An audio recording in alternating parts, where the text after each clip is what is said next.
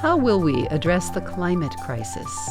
Climate One with Greg Dalton brings together advocates, influencers, and policymakers in empowering conversations that connect all aspects of the climate emergency, the individual and the systemic, the scary and the exciting, to help you understand the most critical issue of our time. Because addressing the climate crisis begins by talking about it.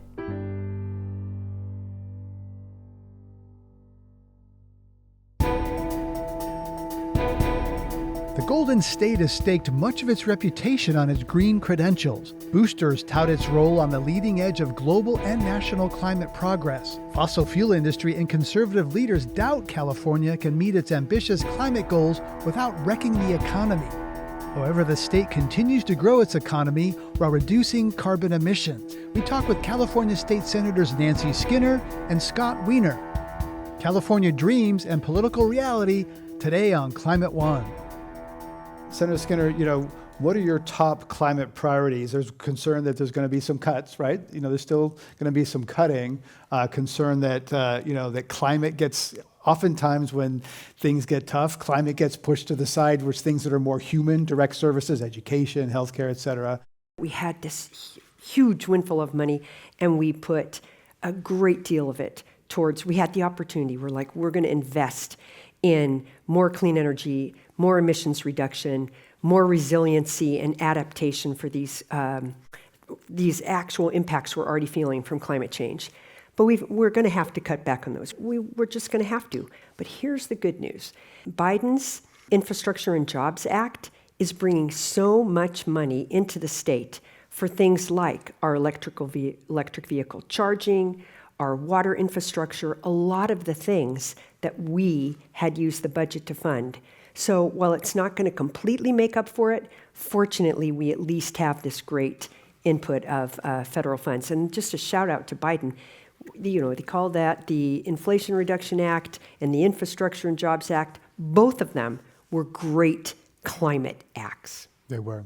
Senator Wiener, though, there's a lot of concern that rising electric rates are putting at the center of those laws is electrifying everything, electrifying our homes, electrifying mobility, getting away from stopping burning things, basically, and taking wind and sun and putting it in our homes. But rising electric rates, you're both feeling a lot of heat. There's a lot of pressure on legislators now saying, whoa, the prices, the prices to business, prices to consumers.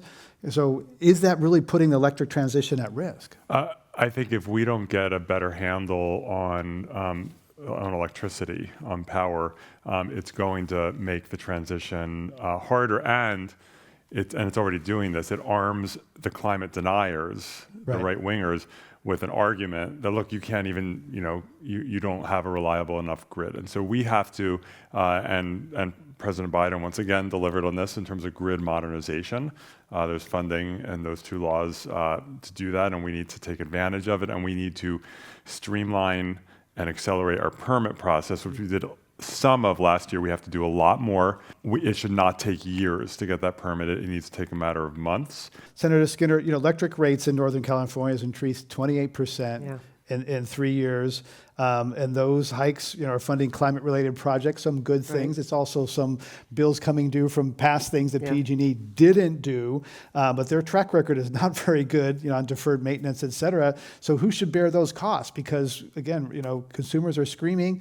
Should the companies, should some of the shareholders pay some of those costs? The PUC has an incredibly hard job, really hard job. But as consumers of electricity with those kind of rates, and we look at the type of revenue above the profits that PG&E is making and what they're paying their executives, it's kind of hard to accept. What are we doing? Why are we paying these people this amount? 17 million, I think it was, yeah. But here's some other aspects of it. The wildfire situation, we all experienced it. We, in the Bay Area, we're in the nighttime in the middle of the day because of the smoke. It's so damaging to our health. And so a portion of our rates are now paying PG&E to do the type of wildfire mitigation. Well, hopefully, in the next couple of years, we can reduce that. We don't have to use rates for that because, again, The Biden administration bills are going to bring money, and I've got the dollar amount for wildfire that those bills are going to bring in over a 5-year period. Very significant amount of monies for mitigation, meaning for vegetation management, for all the kinds of things we're now using rates for. There's been a lot of negative coverage also of electric vehicles recently. They're still meeting on the high end of what models suggested, but the rate of growth is slowing. So EVs have been, et cetera. Although, Chinese drivers bought 5 million EVs last year. So EVs are definitely taking off in China. So how big a setback is this, the narrative really of slowing growth of EVs? Yeah, I mean, there is a narrative. California is doing well overall with EVs. We have much higher uptake than other parts of the country. 20-something% of sales. Yeah, we have a lot of work to do in terms of the charging infrastructure, but we're making progress there as well. And we do need to electrify the whole fleet. And so until we get there, we need to make sure that all of our cars are more fuel efficient. I do just want to say, and I'm not always popular for saying this, that an EV is still a car. Yeah. And although I do want all cars to be zero emission, that is a very important goal. I also don't want us to keep our addiction to everything has to be about driving a car and everything has to be designed around the needs of cars. We've messed up so many cities in redesigning to just favor cars. EVs weigh more than combustion engine cars and don't pay gas tax. So they damage the roads. We need to move to a vehicle miles traveled fee so that they are, everyone is paying. But we have to invest in our public transportation systems, massively invest. We have to have long-term stable funding to have more transit, not less. Rail system in the state of California, which we don't have. And Amtrak, no offense, doesn't count because it takes twice as long to take a train from the Bay Area to LA as it does to drive. And so it's absurd and embarrassing that we do not have statewide rail service in California. And we have allowed right-wing obstructionists to win the PR battle of high-speed rail, the train to nowhere. Well, LA and San Francisco and Fresno and San Jose are not nowhere. And we need to just get it done. We have to course correct on that and make that happen. Senator Skinner, a few days ago, a private company broke ground on a high-speed rail line called the Bright Line that will run from Southern California to Las Vegas. They aim to be operational in time for the 2028 Olympics in Los Angeles. But our state-run program is struggling and still, $100 billion short of what it needs to finish. Should we plow forward? We should plow forward.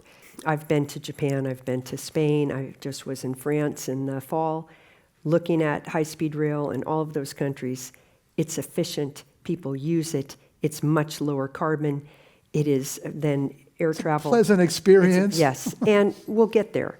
Sure, we can say, I love driving my car, I just want to be in my own car, I don't want to be around everybody else.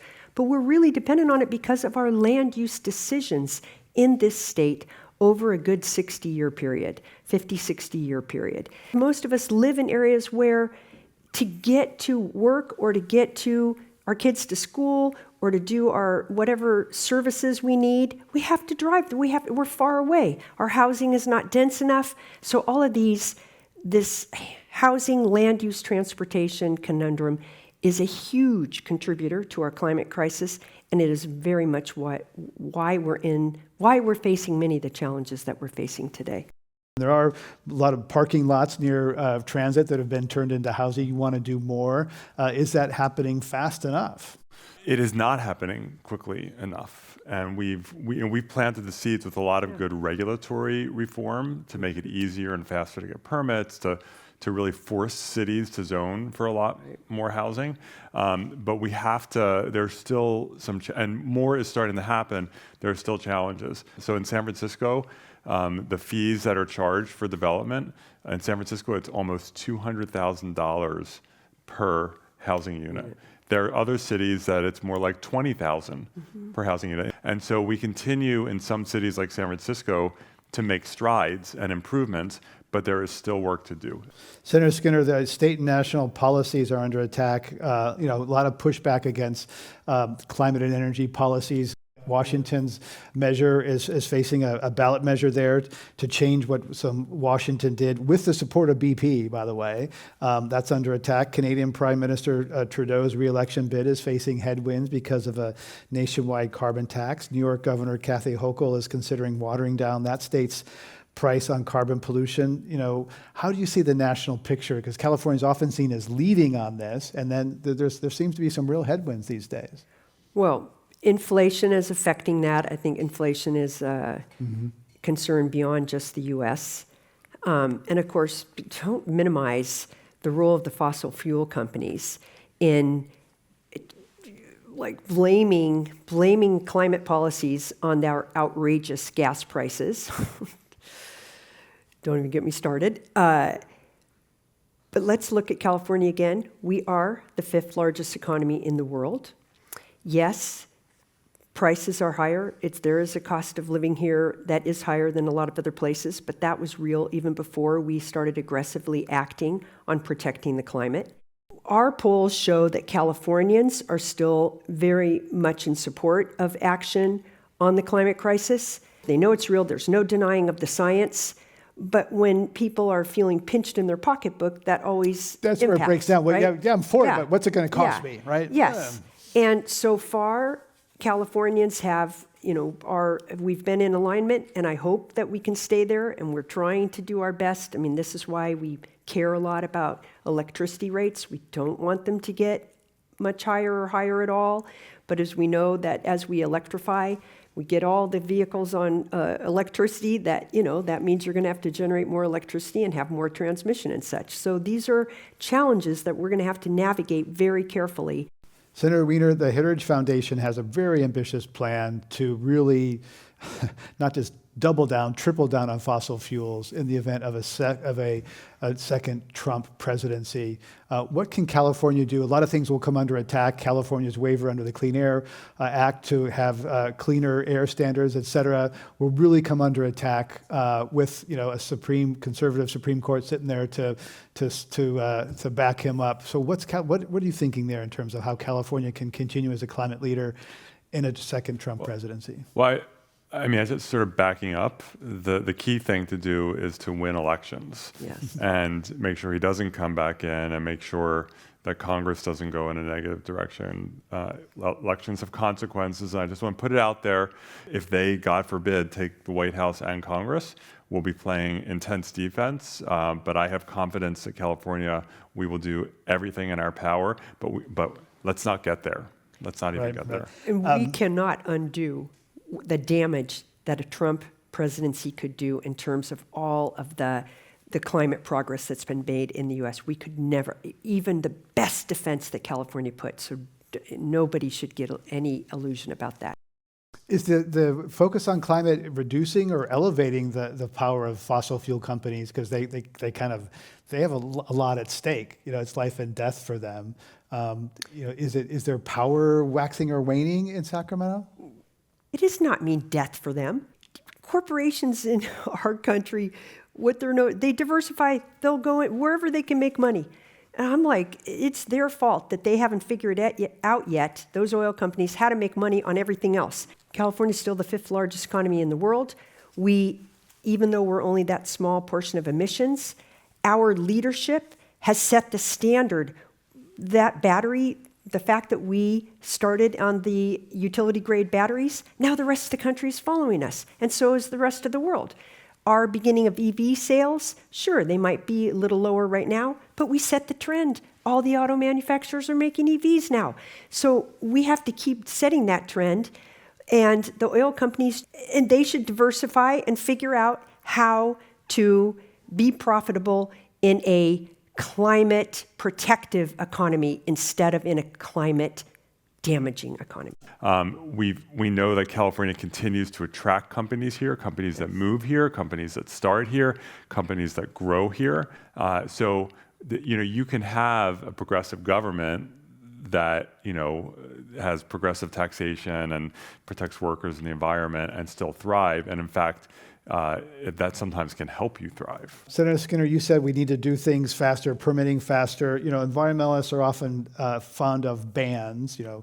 Banning DDT was a good thing. Banning plastic bags didn't work out so well. Banning methane in new buildings, lead paint, lead in gasoline. Sometimes that's good. Now cities are banning the construction and renovation of gas stations. This is spreading across California. It's happened in Memphis, Tennessee. It's happened in Louisville, Colorado. They banned new gas stations.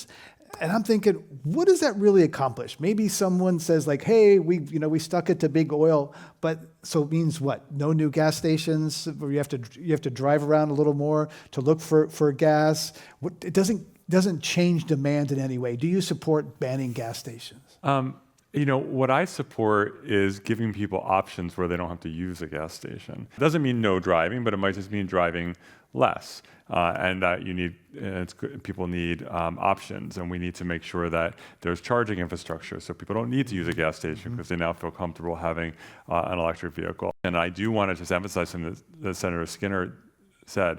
It is, I think, impossible to overstate the toxic influence of fossil fuel industry in politics. Yes.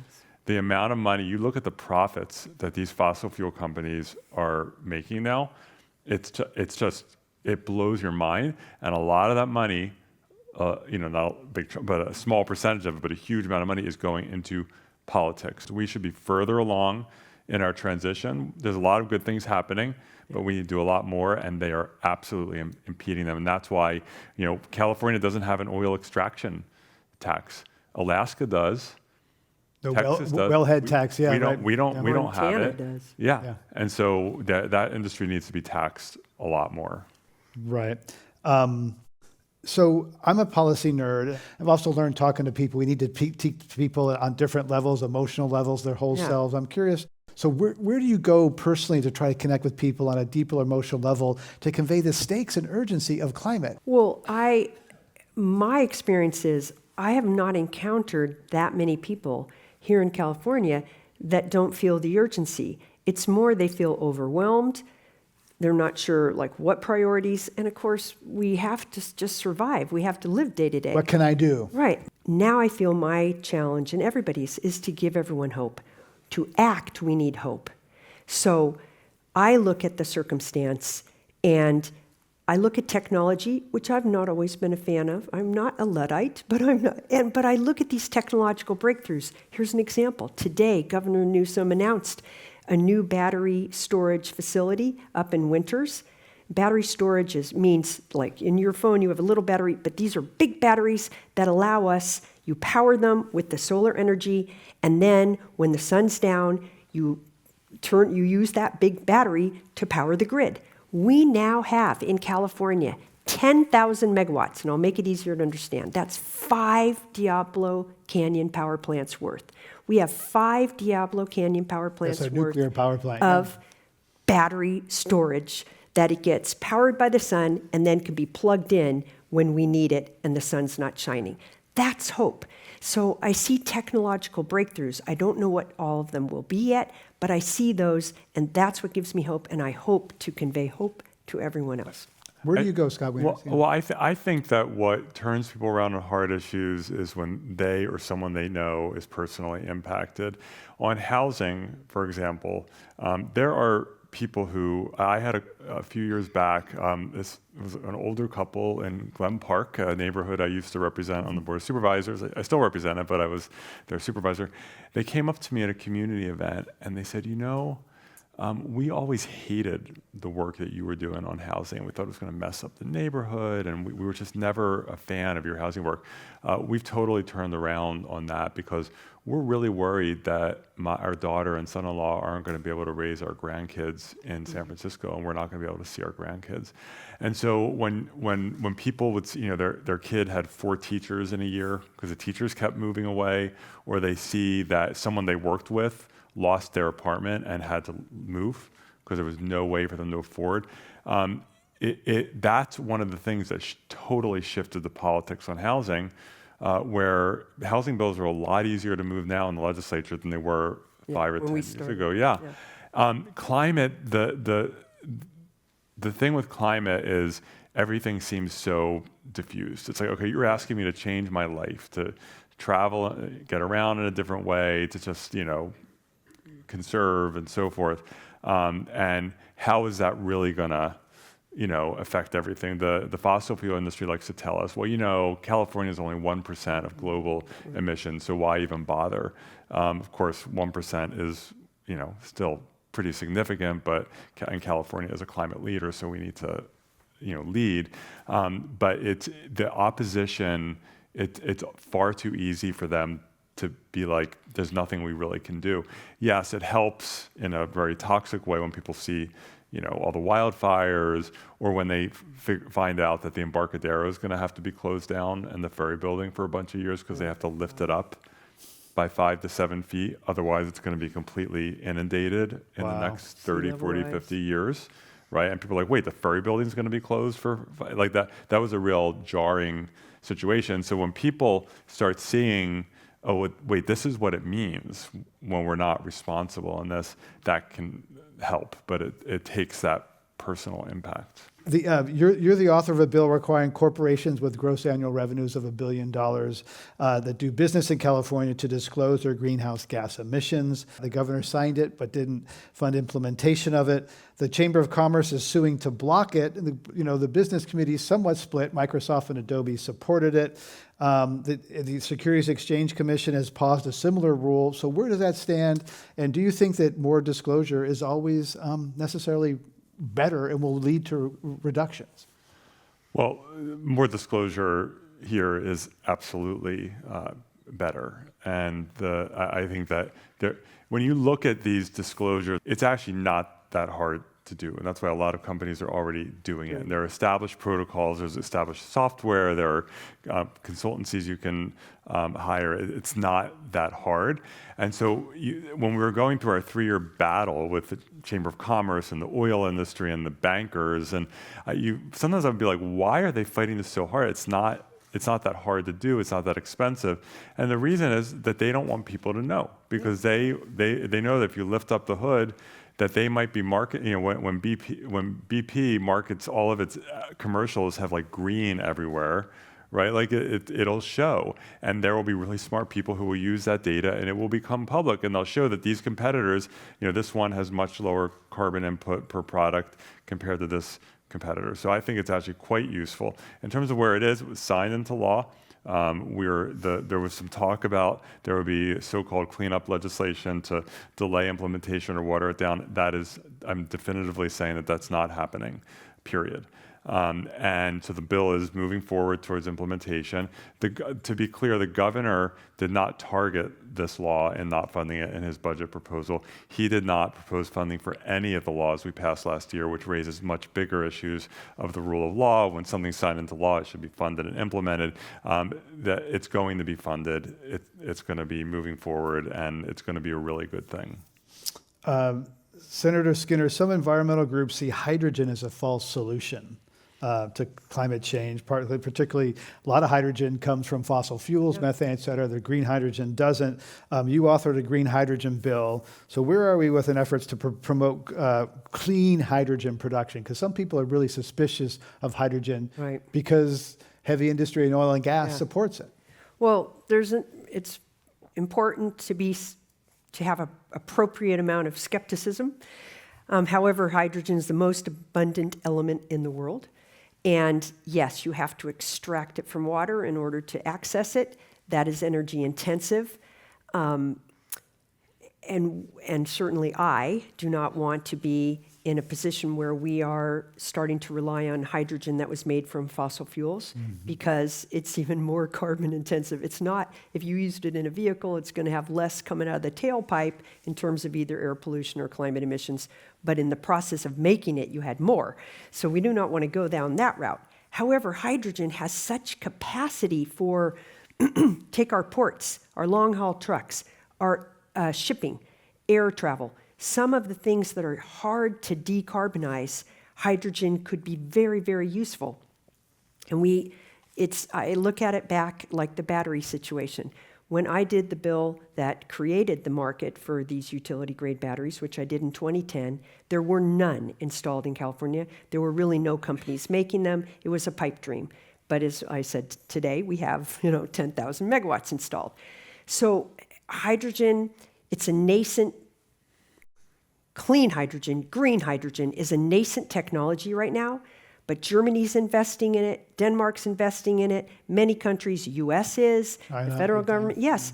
And maybe we're going to have some good technological breakthroughs. That's another one of those things where I have hope for. No, I do not want to have it be fossil fuel hydrogen, but I do want to send the right market signals to encourage the development of that green hydrogen that would allow us to use our excess solar capacity, for example, to make that, say, through an electrolytic process, and have hydrogen that then be used for these purposes like shipping, but also it's a great energy storage mechanism too. So there's many good aspects of it. We just got to be smart and do it right. Lastly, there is a proposal to enshrine in the California state constitution the right to health, clean air, clean water, kind of like Montana has, which could be very powerful given where the Supreme Court is, U.S. Supreme Court is right now. Do you see that as a viable path? Do you support it? There's a lot of propositions, both still collecting signatures and potentially going to go on the ballot, and I haven't reviewed all of them. This, I think, is a bill that would have to go. Yeah, it's an assembly. It's very, the language is very simple. I would want to make sure to understand the full ramifications because we know that at times there are very, very well-intentioned laws. The California Environmental Quality Act is one of them, CEQA, which very great intentions and does some good things that then became weaponized to stop building, to prevent building housing, to prevent building public transportation, to prevent building bike lanes, to stop clean energy projects. That was, whether maybe it was the intent, but it was certainly should not have been the intent. And so I want to make sure I certainly support the intent behind it. I want to make sure I fully understand the ramifications. Right, you could see lawsuits galore over what the word clean means or healthy means, just like CEQA. Right. Two climate leaders here. Thank you very much to Senator Wiener and Senator Scooter for ending our Climate Week presentations.